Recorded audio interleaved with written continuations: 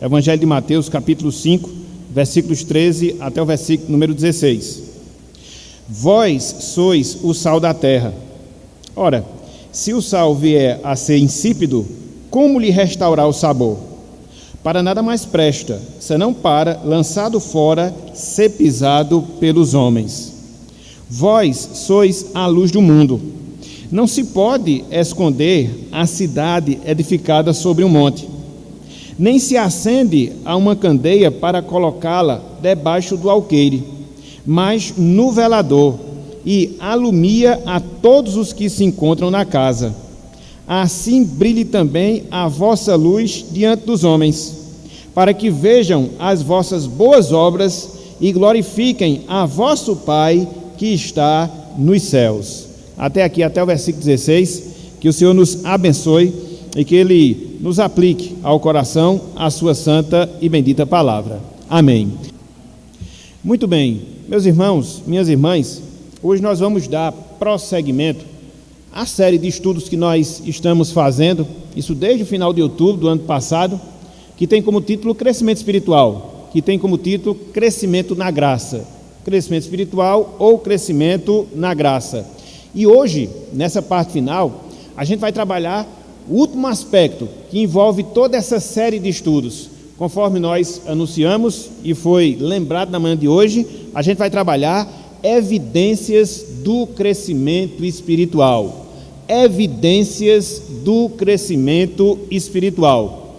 Nós podemos dizer, irmãos e irmãs, que todo o processo de crescimento, todo o processo de desenvolvimento pelo qual nós passamos ou venhamos a passar é um processo que é comprovável. É um processo que é comprovável. O que é que nós estamos dizendo com isto? Que quando nós crescemos, que quando nós nos desenvolvemos em determinada ou em qualquer área da nossa vida, esse desenvolvimento, ele naturalmente vai ser visto, esse desenvolvimento naturalmente ele vai ser verificado em relação às demais pessoas que convivem conosco ou que nos veem. Isso é fato, isso é uma realidade. E a gente pode observar esse princípio, que todo processo de crescimento ele é comprovável, por exemplo, quando nós pensamos no desenvolvimento de uma criança, de um bebê, e na medida em que o tempo vai passando, a gente vai observando o seu desenvolvimento na área física, o seu desenvolvimento na área intelectual, o seu desenvolvimento na área emocional. A gente consegue perceber, a gente consegue ver, isso é um fato e é inegável. A não ser, repito, que haja alguma dificuldade, a não ser, repito, que haja algum problema no desenvolvimento dessa criança, mas se tudo ocorrer bem, se tudo ocorrer dentro dos conformes, na medida em que ela se desenvolver, a gente vai perceber essas mudanças, repito, no sentido físico, no sentido emocional e também no sentido intelectual. E aí nós aprendemos, meus irmãos, minhas irmãs, que essa regra também se aplica ao nosso desenvolvimento espiritual. Essa norma ela se aplica ao nosso crescimento na graça. Quando a gente amadurece na nossa vida cristã, quando a gente amadurece nos nossos caminhos em relação ao Senhor, esse amadurecimento, esse desenvolvimento, não só será experimentado por mim, por você, por cada um de nós, mas ele também vai ser manifestado, ele vai ser visto, ele vai ser verificado em relação às outras pessoas. Por isso, o princípio que nós já terminamos no início, todo e qualquer processo de desenvolvimento, ele é sempre comprovado, quer seja em relação às coisas naturais, quer seja também em relação às coisas espirituais. Então, na medida em que a gente cresce na graça, então, na medida em que a gente se desenvolve espiritualmente, a gente vai passar a dar evidências, a gente vai passar a dar demonstrações que, de fato, esse crescimento está ocorrendo, esse crescimento ele está se dando na nossa vida. Nesse texto que nós acabamos de ler, Mateus capítulo 5, versículos 13 até o versículo número 16, a gente percebe um exemplo desse fato. Cristo, ele aqui está mostrando as evidências da nossa salvação. E ao mostrar as evidências da nossa salvação, ele compara que nós seremos como sal da terra, que nós seremos como luz do mundo, ou seja, nós iremos fazer a distinção, nós iremos fazer a diferença, nós vamos ser sentidos, apercebidos por parte das pessoas. E isso é o que acontece naturalmente. Isso é o que ocorre normalmente no nosso desenvolvimento espiritual. Não é que a gente vá dar essas evidências, não é que a gente vá dar essas demonstrações para que assim nós nos orgulhemos espiritualmente falando. Não, jamais. Mas na medida em que você é salvo, na medida em que você se desenvolve na sua salvação, você vai experimentar os efeitos disso e as pessoas também perceberão essas mudanças na sua vida. Por isso, meus irmãos, por isso, minhas irmãs, hoje, conforme nós falamos, a gente vai se encaminhar para a reta final dessa série de estudos que nós estamos a fazer sobre o crescimento espiritual. De maneira específica, a gente vai focar nas evidências do crescimento espiritual. O que é que acontece na vida de uma pessoa que se desenvolve espiritualmente? Quais são as marcas vistas na vida de uma pessoa que cresce na graça? Qual é a realidade que nós, na medida que nós nos desenvolvemos espiritualmente, a gente vai passar a experimentar, a gente vai passar a viver em nossas vidas? Quais são essas marcas? Quais são essas características? É o que a gente vai ver com a graça do Senhor, a partir de hoje, no próximo domingo, e se Deus assim permitir, até de hoje a 15 dias, quando a gente vai fechar de vez essa série de estudos. Então, em primeiro lugar, meus irmãos, em primeiro lugar, minhas irmãs, a primeira marca, a primeira evidência, a primeira demonstração de quem cresce espiritualmente, de quem cresce na graça, é que ele se envolve no processo de mortificação do pecado. A pessoa que cresce na graça, a pessoa que cresce espiritualmente, essa primeira marca, essa primeira evidência, essa primeira comprovação que ela está crescendo espiritualmente, é que ela vai se envolver no processo de mortificação do seu pecado, no processo de mortificação da sua natureza terrena. Talvez você esteja a se perguntar, talvez você esteja a se indagar, mas a gente já estudou isso quando nós consideramos os meios para o crescimento espiritual. Sim, porque a mortificação do pecado é uma coisa interessante. Ela se faz presente como meio através do qual a gente cresce espiritualmente, e na medida em que a gente está crescendo espiritualmente, ela continua a se fazer presente na nossa vida. Então, é um processo que não se finda, é um processo que não se acaba. Uma vez que nós somos salvos, uma vez que nós somos remidos, até o dia da consumação da nossa salvação, nós devemos estar envolvidos nesse processo de mortificação do pecado, de mortificação da nossa natureza terrena. Então, nós podemos dizer que o crescimento espiritual não erradica o pecado da nossa vida, não tira completamente o pecado nas nossas vidas. Por quê? Porque nós vivemos ainda nessa estrutura terrena, porque nós vivemos ainda nessa realidade terrena, e nós herdamos essa natureza terrena dos nossos primeiros pais, de Adão, de Eva, quando justamente eles pecaram. Contudo, na medida em que nós progredimos espiritualmente, na medida em que nós crescemos na graça, a gente vai tomando maior conhecimento e maior consciência do pecado em nossas vidas. E aí a gente vai mortificando, até o dia da consumação da nossa salvação. Por que eu estou dizendo isso? Porque muitas vezes, meus irmãos, muitas vezes, minhas irmãs, a gente parte do pressuposto que quando a gente está se desenvolvendo espiritualmente, quando a gente está crescendo na graça, a gente venceu completamente o pecado na nossa vida. Não, jamais. Infelizmente, essa concepção errada acaba levando muitos a caírem, acaba levando muitos a pecarem. Não, muito pelo contrário. Quando a gente se desenvolve espiritualmente, quando a gente amadurece na fé, a gente vai tomando consciência cada vez mais clara, cada vez mais nítida em relação aos nossos pecados. E a gente vai lutando contra eles, a gente vai batalhando contra eles até o dia da consumação em si da nossa salvação. E quando nós falamos isso, nós vemos um exemplo específico na palavra de Deus. O exemplo de quem? Do apóstolo Paulo. É interessante a gente ver a evolução espiritual pela qual passou o apóstolo Paulo. Na medida em que ele amadurecia na fé, na medida em que ele crescia espiritualmente, cada vez mais ele percebia a sua pequenez. Cada vez mais ele percebia a sua fragilidade espiritual e a necessidade que ele tinha ainda mais do Salvador.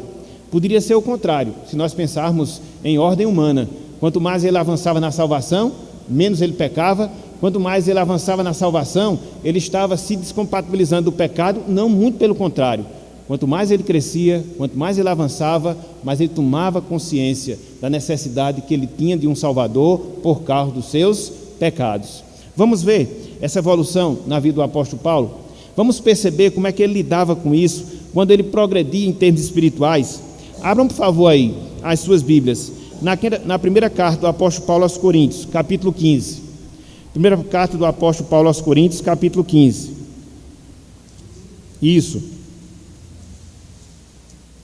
Eu até fiz menção a essa progressão na vida do apóstolo Paulo em uma das nossas devocionais, antes de começarmos uma das nossas assembleias. Foi o ano passado, acho que já no finalzinho do ano passado.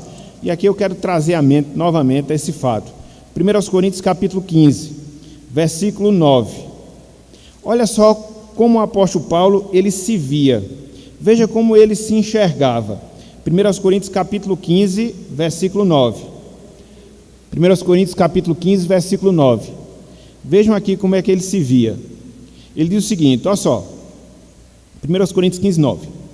Porque eu sou o menor dos apóstolos, que nem mesmo sou digno de ser chamado apóstolo, porque persegui a igreja de Deus. Então, como é que Paulo se auto-via, ou se auto-enxergava?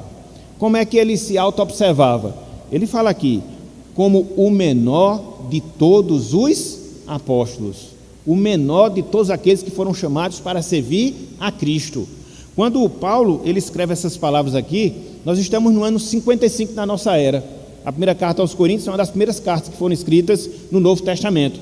Então, depois de algumas dezenas de anos em relação à sua salvação, ou após a sua salvação, como é que Paulo se via, como é que Paulo se enxergava? Como o menor de todos os apóstolos. Tudo bem. E aí a gente avança. Abram aí, Efésios capítulo 3. Efésios capítulo 3. Efésios capítulo 3, versículo 8. Veja agora como é que Paulo vai se autodefinir. Veja agora como é que Paulo vai se autodefinir. Lembrem-se que lá em Coríntios ele se via como o menor de todos os apóstolos. Aqui como é que ele vai se enxergar? Aqui como é que ele vai se ver? Qual vai ser a sua autodefinição? Ele fala, versículo 8, Efésios 3, versículo 8, ele diz, a mim, Paulo falando dele mesmo, veja, o menor de todos os santos. Veja que ele vai decaindo, né? Na visão que ele tem de si mesmo. Ele se vê como o menor de todos os apóstolos, agora ele já se enxerga como o menor de todos os santos. Passaram-se 7 anos desde que ele havia escrito a carta aos Coríntios. A gente já está aqui por volta do ano 62 da era cristã. Então Paulo deixou de se enxergar como o menor dos apóstolos, agora ele se via como o menor de todos os santos, de todos os salvos, de todos os crentes. Então, se fosse equiparar todos, ele se via como o menor de cada um deles. Veja a visão que ele vai tendo de si mesmo. E aí ele segue. 1 Timóteo, capítulo 1, versículo 15. Aqui nós já estamos no ano 64 da era cristã, 2 anos após em que Paulo ele escreveu a sua carta aos Efésios, quando ele já estava bem perto de morrer, quando ele já estava bem perto de partir para a eternidade. Qual é a autoavaliação, como é que ele se autodefine? Veja, 1 Timóteo capítulo 1, versículo 15. 1 Timóteo capítulo 1, versículo 15.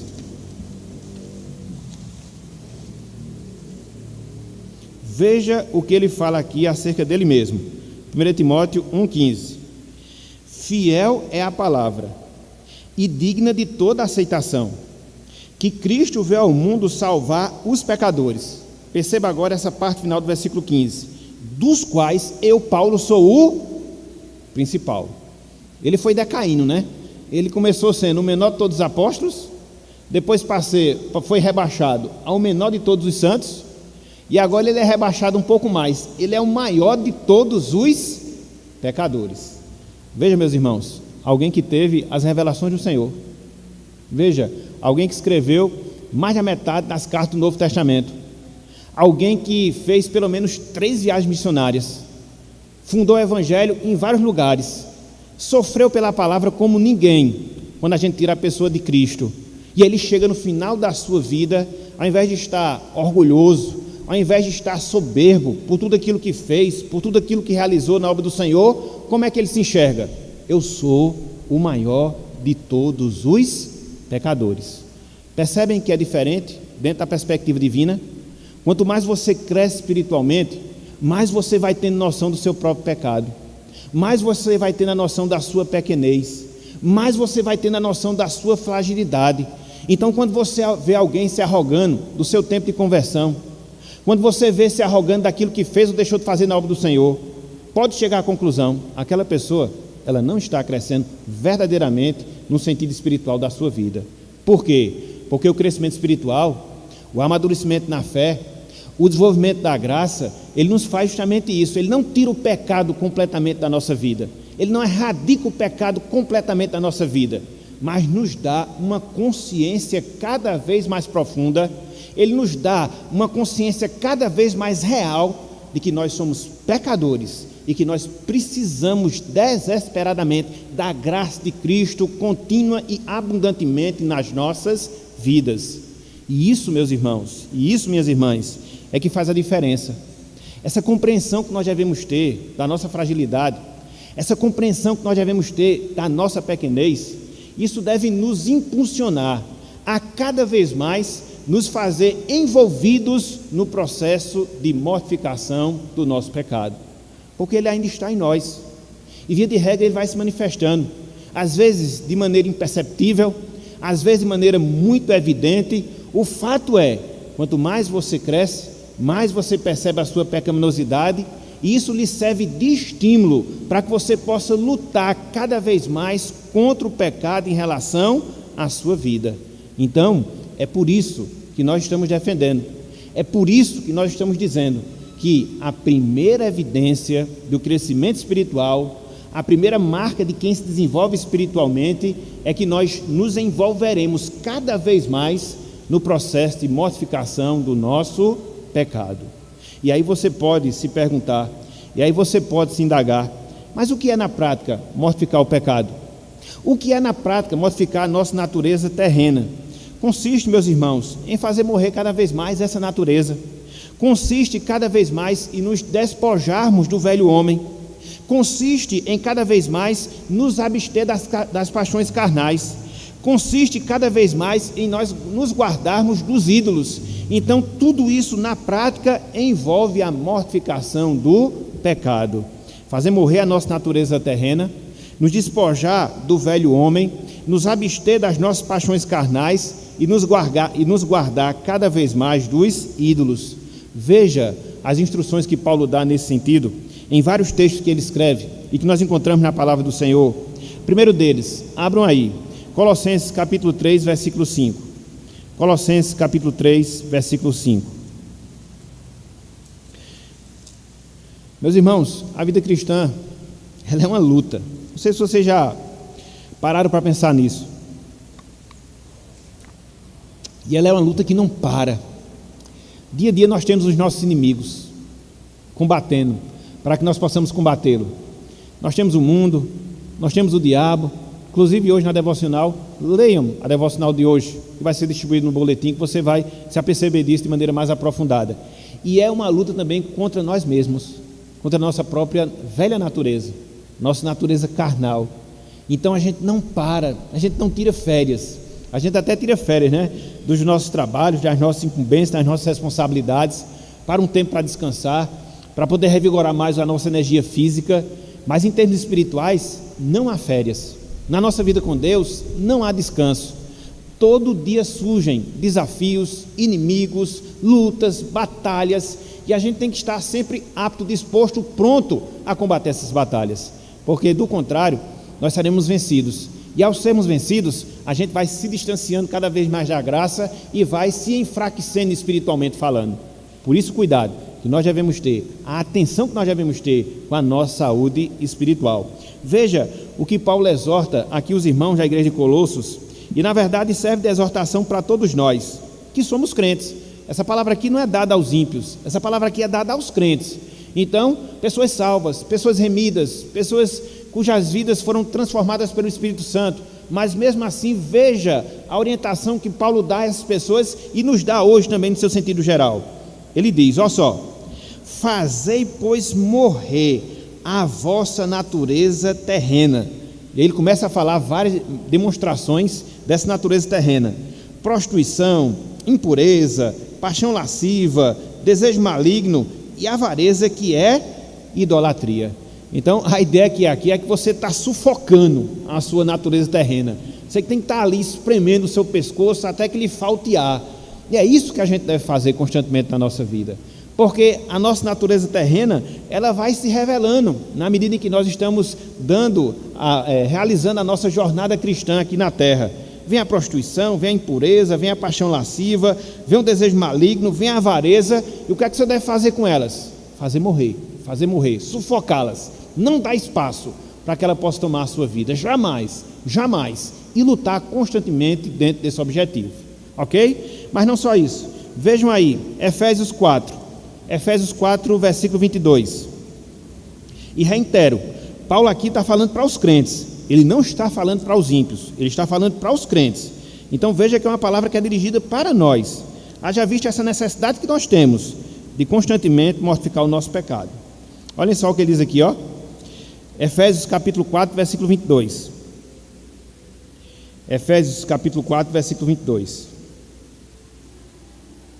Ele diz, ó: no sentido de que, quanto ao trato passado, veja a ordem: vos despojeis, ou seja, tirem de sobre vocês o velho homem, que se corrompe segundo as concupiscências do engano.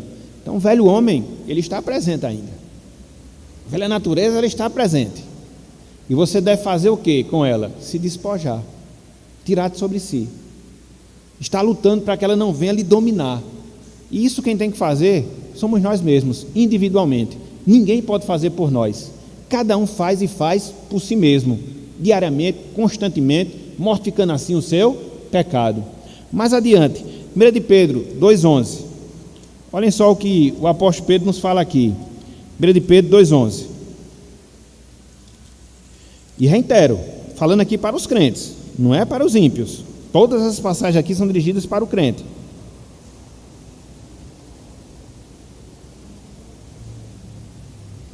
Olhem só o que Pedro fala aqui, ó.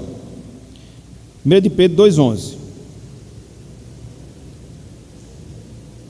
Amados, exorto-vos, como peregrinos e forasteiros que sois, a fazer o quê? A vos absterdes das paixões carnais, que fazem guerra contra a alma. No nosso exterior, a gente tem um propósito de servir a Deus, mas a nossa carne muitas vezes não quer isso. Ela quer se satisfazer com as paixões carnais. E aí fica aquela luta, fica aquela disputa, fica aquela briga. Isso é o normal, meus irmãos, de todo cristão. Isso é o normal de todo salvo. Se não há essa luta, se não há esse combate, a gente fica até preocupado, porque a sua natureza terrena não foi tirada da sua vida, ela se faz presente e ela se manifesta. E quando ela se manifesta, como tem outra força ativa na sua vida, que é a presença do Espírito Santo, o que é que vai acontecer? Vai haver esse conflito, vai haver esse choque. Então, por isso a exortação bíblica de fazermos o quê? De nos abstermos das paixões carnais que fazem guerra, que fazem conflito com a nossa alma. Nossa carne quer fazer uma coisa, nosso espírito quer fazer outra, e aí há todo esse conflito, há toda essa divergência, e é nisso que somos chamados a lutar. É assim que a gente mortifica o pecado em relação à nossa vida.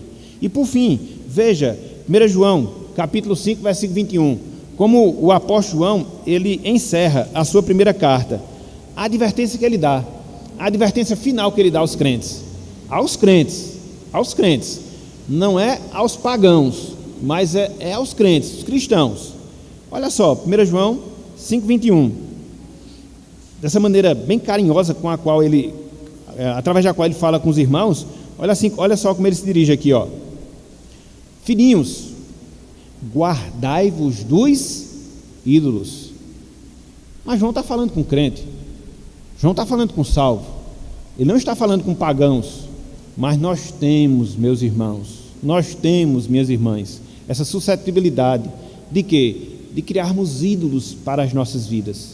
Às vezes o ídolo do dinheiro, às vezes o ídolo do prazer, Às vezes, o ídolo do trabalho, às vezes, o ídolo do estudo, às vezes, o ídolo das más companhias. Enfim, nós temos vários ídolos que estão aí se apresentando constantemente para nós. E o que é que a gente deve fazer? Nos guardarmos dele, fugirmos dele, porque do contrário a gente vai defiar em termos espirituais. Então, na prática, meus irmãos, na prática, minhas irmãs, isso é o que significa mortificar o nosso pecado. Significa fazer morrer a nossa velha natureza, significa nos despojar do velho homem, significa nos abster das paixões carnais, significa nos guardar cada vez mais dos ídolos. Então, o que é que a gente deve fazer? Literalmente falando, entre aspas, a gente deve assassinar, melhor dizendo, essa velha natureza. Porque se nós não fizermos isso, ela vai nos assassinar. Disto a gente não tenha a menor dúvida. Quando você está num combate, quando você está numa luta com uma determinada pessoa, a gente vê isso principalmente em competições esportivas. Quando você não vence, o que é que vai acontecer com você? Você vai ser vencido. Não é assim que acontece? Quando você não vence, você vai ser vencido. Agora, alguém vai perder e alguém vai ganhar. Então, quando você não vence na sua luta contra o pecado vai lhe vencer, o pecado vai lhe dominar. E na medida em que ele domina, que ele se aloja na nossa vida, ele nos esfria completamente espiritualmente falando, nos distancia do amor de Cristo, nos faz esmorecer na fé. Acontece aquilo que nós vimos na semana passada: entramos em um processo de declínio espiritual. Isso não pode acontecer, porque isso traz prejuízo para as nossas almas. Veja o que Paulo fala quando escreveu aos Gálatas, capítulo 5. Abram aí, por favor. Gálatas, capítulo 5. Meus irmãos, eu sei que isso que eu falo para vocês, de certa forma, parece um negócio negativo. E olhando por determinado prisma, acaba sendo o mesmo. Mas é necessário. Até porque hoje a gente vive rodeado de ensinos da palavra que não aguça, que não desperta essa realidade nos crentes, essa necessidade. Falam de vitória, falam de prosperidade, dão receitas fáceis para a vida cristã e não equipa os crentes na luta contra o pecado. Resultado: quando você não é preparado para a luta do pecado e você tem que lutar contra ele, quando você não recebe o devido treinamento e você tem que lutar contra seu inimigo, qual vai ser o resultado imediato? Você vai perder no primeiro round. Não dá nem 30 segundos de luta. Num instante você é vencido. E é por isso que a gente vê hoje na Igreja de Cristo tantos escândalos. É por isso que a gente vê hoje na Igreja de Cristo tanto esmorecimento espiritual. Os crentes não estão envolvidos nessa tarefa. Tratam o pecado como seu bichinho de estimação, suas ações pecaminosas como algo agradável a Deus, como se fosse coisa de só menos. Não. Então, esses ensinos que muitas vezes a gente escuta, adocicados, mas que não chamam a atenção para a real necessidade que nós temos, isso traz um prejuízo espiritual enorme para as nossas vidas. E quando a gente olha a situação, o estado da Igreja de Cristo hoje, a gente percebe que isso, infelizmente, é uma triste realidade. É uma triste realidade. Então, às vezes, meus irmãos, a gente tem, como diz na linguagem popular, a gente tem que catucar a ferida. Às vezes dói, às vezes incomoda, mas é extremamente necessário. É melhor você se precaver, dando o tratamento preventivo, do que você depois ter que fazer um tratamento para corrigir a sua situação espiritual. Então se antecipe. E como é que a gente se antecipa? Nos preparando para essa realidade. Veja só a luta, veja só o conflito que você tem constantemente na sua vida. Olhem aí, Gálatas capítulo 5, versículo 16. Gálatas capítulo 5, versículo 16.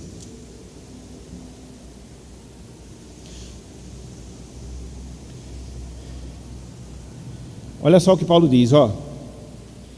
Digo, porém, andai no Espírito, e jamais satisfareis a concupiscência da carne.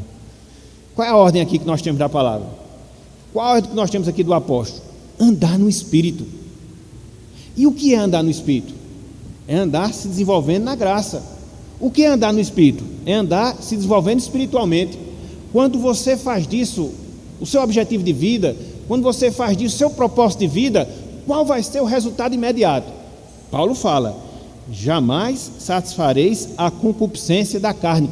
Por que isso acontece? Por que isso se dá? Porque são realidades mutuamente excludentes, como a gente fala. Andar no Espírito e satisfazer as concupiscências da carne. Veja o que ele fala no versículo 17. Olha só o que ele fala aqui no versículo 17. Olha só.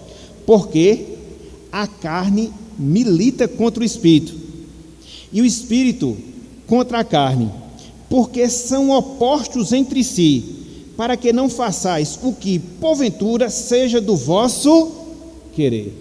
A carne milita contra o Espírito.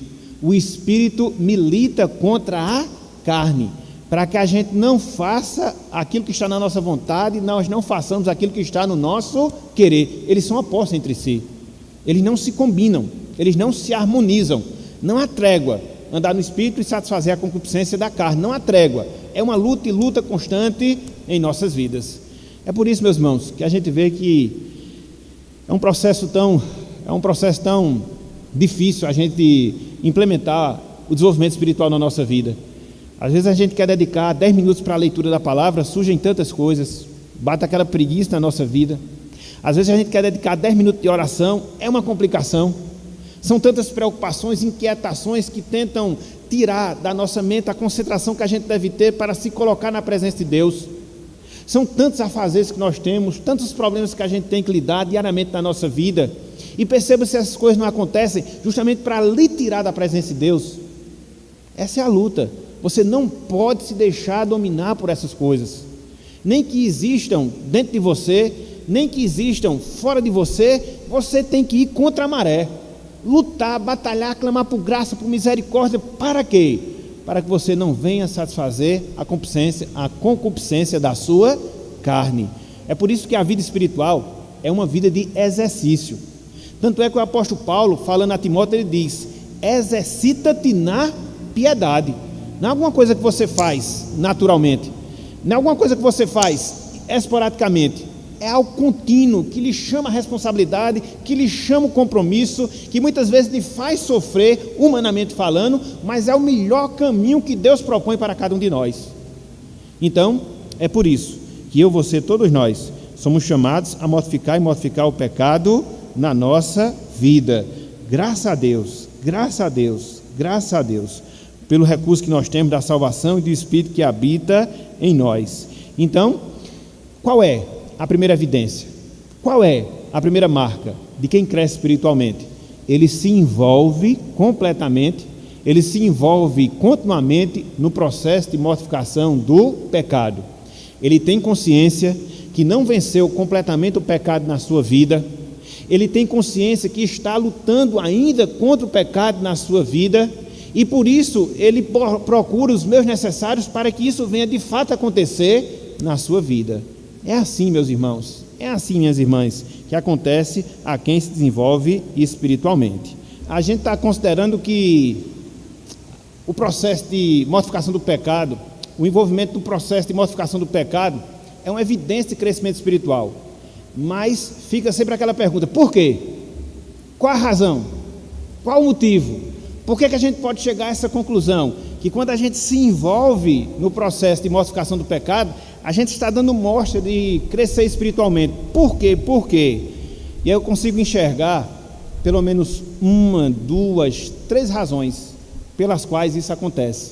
Ou seja, a mortificação do pecado, o envolvimento no processo de mortificação do pecado é uma evidência do nosso crescimento espiritual por 3 razões, por 3 motivos. O primeiro deles, porque, em primeiro lugar, não permite que sejamos dominados pelo pecado. Quando você se envolve no processo de mortificação do pecado, você estará evitando que o pecado lhe domine e lhe traga prejuízos espirituais. É o que Paulo fala. Aonde? Lá em Romanos. Abram aí, por favor. Romanos capítulo 6.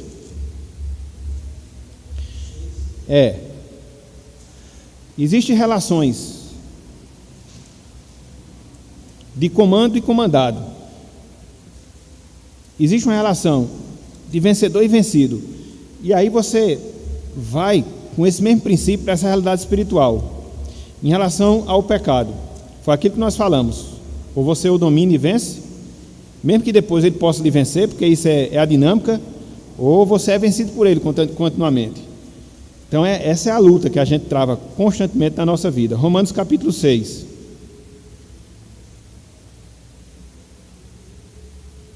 Versículos 12 e 14. Gente, eu queria só fazer aqui essa lembrança. A gente vai ter aí a consciência cristã, e até os livros eles vão ser vendidos de maneira online. Se vocês encontrarem esse livro, A Mortificação do Pecado, ou ele só, ou junto com Tentação, que é uma tríade que tem, adquira, vale a pena. Mortificação do Pecado, John Owen.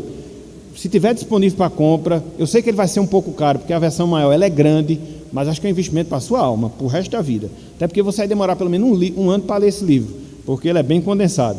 Então, é um investimento que você faz para a sua alma para o restante do ano. Olha só o que diz aí, Romanos capítulo 6, versículo 12 até o versículo 14. Olha só. Não reine, portanto, o pecado em vosso corpo mortal, de maneira que obedeçais às suas paixões. Nem ofereçais cada um os membros do seu corpo ao pecado, como instrumentos de iniquidade, mas oferecei-vos a Deus como ressurretos dentre os mortos, e os vossos membros a Deus como instrumento de justiça. Então veja aqui que a luta, nesse ensino do apóstolo Paulo, é que você evite de utilizar os membros que Deus lhe dá como instrumentos para a propagação ou para a experiência do pecado. Lute contra isso, nesse aspecto.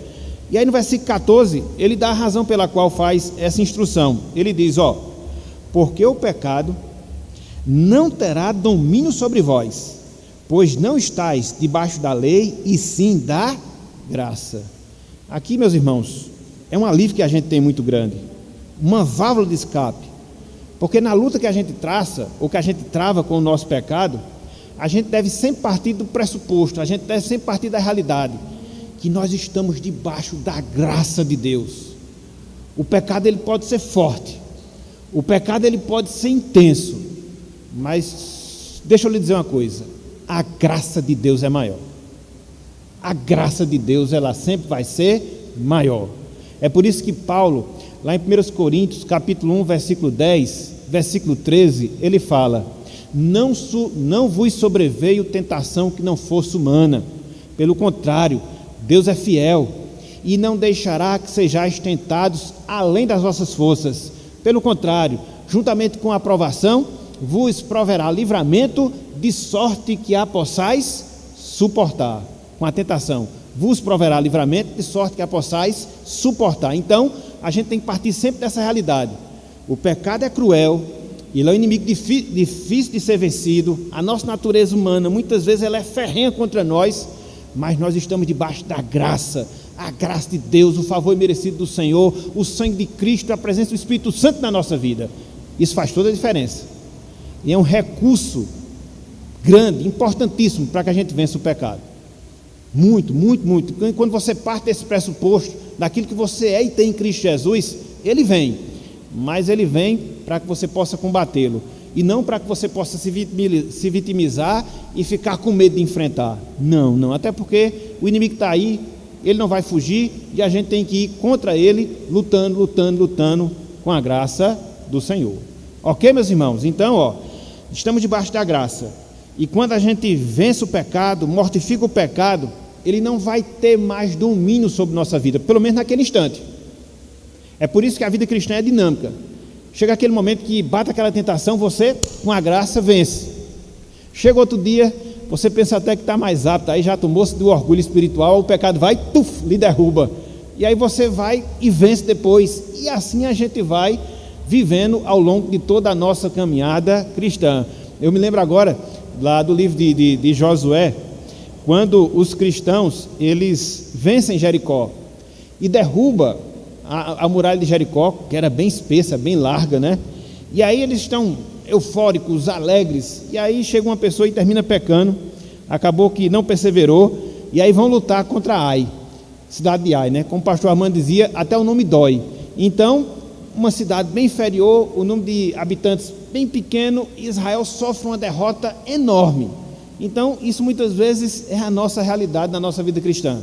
Às vezes a gente tem um inimigo muito grande a ser vencido e Deus nos auxilia, Às vezes nós temos um inimigo que se apresenta de maneira mais fraca, a gente brinca com ele, termina caindo, mas aí Deus vai dando os recursos para que a gente possa levantar, lutar novamente e assim estar seguindo na nossa caminhada cristã. Não vai parar, não vai parar, até o dia que a nossa salvação ela for consumada, quer seja pela morte, quer seja pelo retorno de Cristo para buscar a sua igreja, ok? Então, qual é a primeira razão?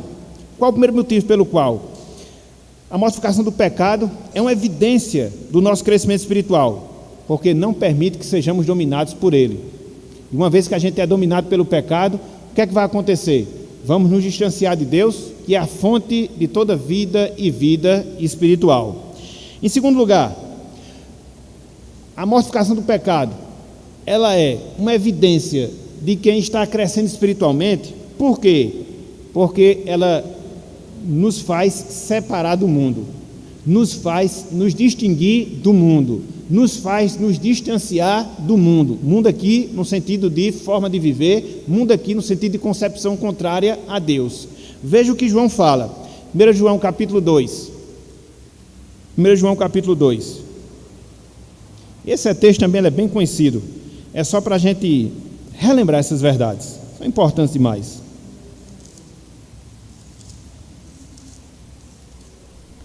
1 João 2,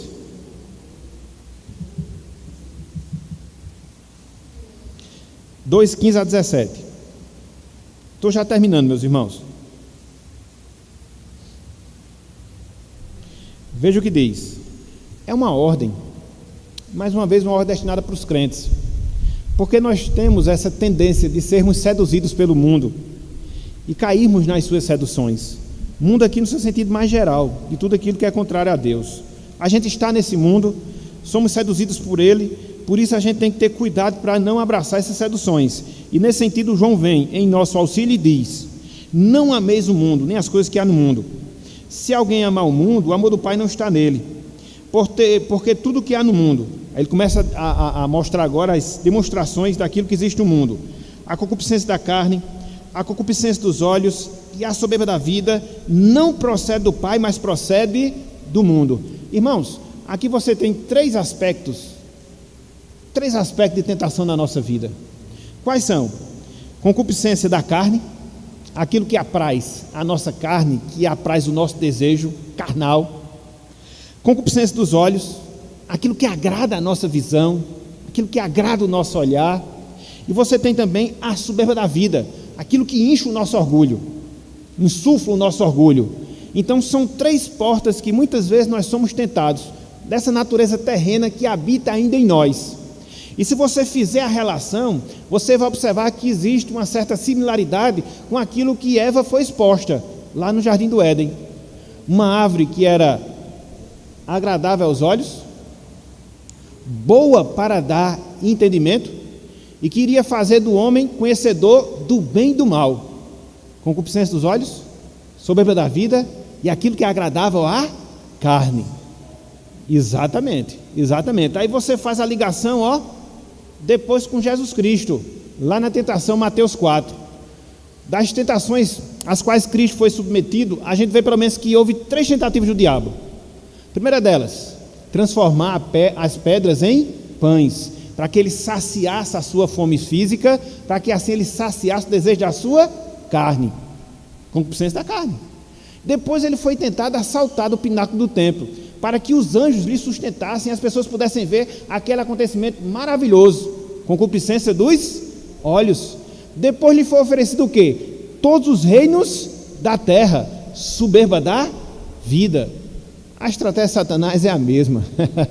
Ela muda o tempo, ela muda as pessoas, mas o roteiro, ele não muda, é o mesmo. Então, por isso que você deve ter muito cuidado, por isso que você deve ser bem apercebido para aquilo que lhe agrada os olhos, para aquilo que satisfaz a sua carne e para aquilo que alimenta o seu orgulho. Se você conseguir se manter alerta a esses 3 aspectos, meu irmão, minha irmã, você vai dar um salto muito grande para vencer o pecado na sua vida, muito grande. Via de regra, as tentações, elas vão vir nessas 3 maneiras: aquilo que agrada os seus olhos, aquilo que agrada a sua carne e aquilo que alimenta o seu orgulho. Então tome cuidado com essas 3 coisas, que em tomando você vai ter muita vitória sobre o pecado na sua vida, com a graça de Deus, ok? Aí ele fala, no versículo 17, estou já fechando. Ora, o mundo passa, bem como a sua concupiscência, tanto a da carne, como dos olhos, como a soberba da vida.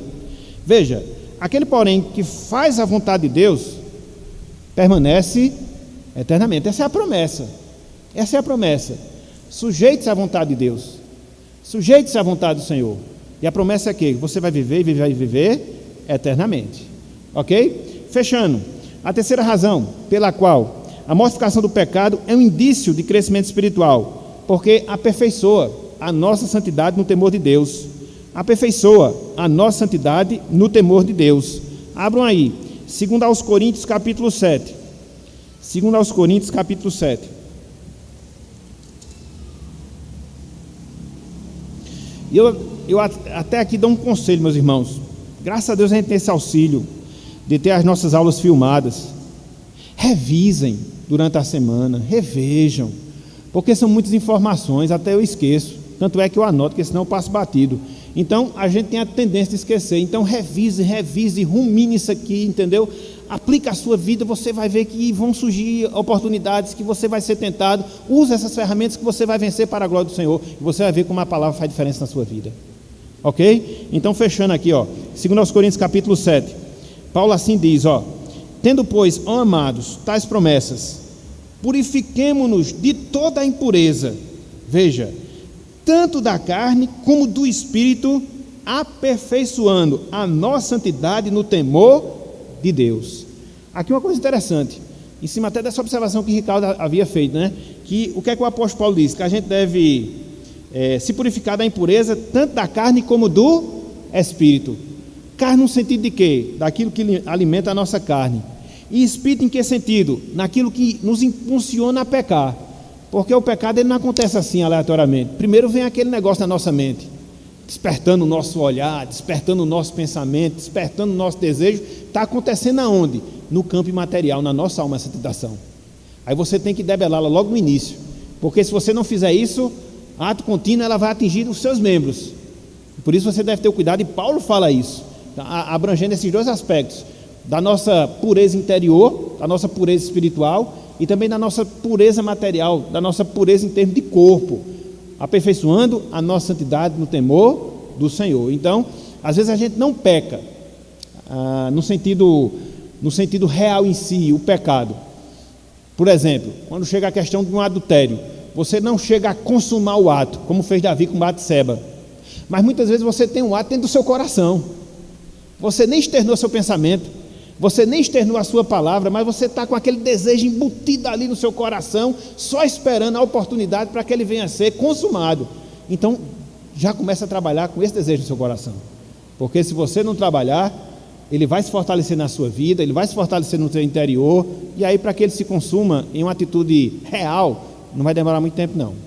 Não vai demorar muito tempo não. Então é por isso que Paulo diz, purificar da impureza, tanto da carne como também do espírito. Como? Aperfeiçoando a nossa santidade no temor do Senhor. Viva para o Senhor, viva em santidade, viva em consagração, que você vai fechar as portas às tentações, consequentemente você vai diminuir a presença do pecado na sua vida, mortificando no seu viver. Ok, meus irmãos? Então, qual é a primeira evidência, qual é a primeira manifestação de uma vida que se desenvolve espiritualmente? Ela se envolve no processo de mortificação do pecado. E eu quero concluir com as seguintes palavras: o amadurecimento espiritual deve ser o nosso grande objetivo de vida. O nosso amadurecimento espiritual deve ser o nosso grande objetivo de vida. Vocês estão lembrados que semana passada a gente começou uma série no Domingo à Noite, os propósitos que a gente deve ter para a nossa vida. A gente viu semana passada o primeiro, ou seja, levar a sério a palavra do Senhor. A gente vai ver o outro hoje com a graça de Deus. E na medida em que a gente leva a sério esses propósitos, essas finalidades, a gente vai amadurecendo espiritualmente. E é essa a nossa grande finalidade, deve ser essa a nossa grande finalidade da nossa vida. É claro que você deve ter propósitos na sua vida profissional, na sua vida emocional, na sua vida estudantil, com certeza, a gente deve ter objetivos na vida.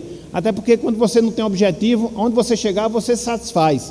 Mas nós devemos ter alvos elevados para a nossa vida, sobretudo no sentido espiritual. Aonde eu quero chegar na minha vida com Deus? Aonde eu quero chegar na minha vida com o Senhor? Eu quero amadurecer cada vez mais. Eu quero me fortalecer cada vez mais. Eu quero me desenvolver na graça. Esse é o grande objetivo que permeia toda a minha vida. Só que isso, meus irmãos, minhas irmãs, não vem imediatamente. Isso não vem naturalmente. Você precisa lutar, você precisa se empenhar, você precisa se envolver com a graça de Deus para que isso de fato se torne realidade na sua vida. E aí, para que isso ocorra, como é que você deve fazer? Para que isso ocorra, o que é que você deve ter na sua vida? Procurar cada vez mais combater o pecado dentro do seu viver. Aprenda uma coisa: santo não é aquela pessoa que não peca, dentro da perspectiva cristã.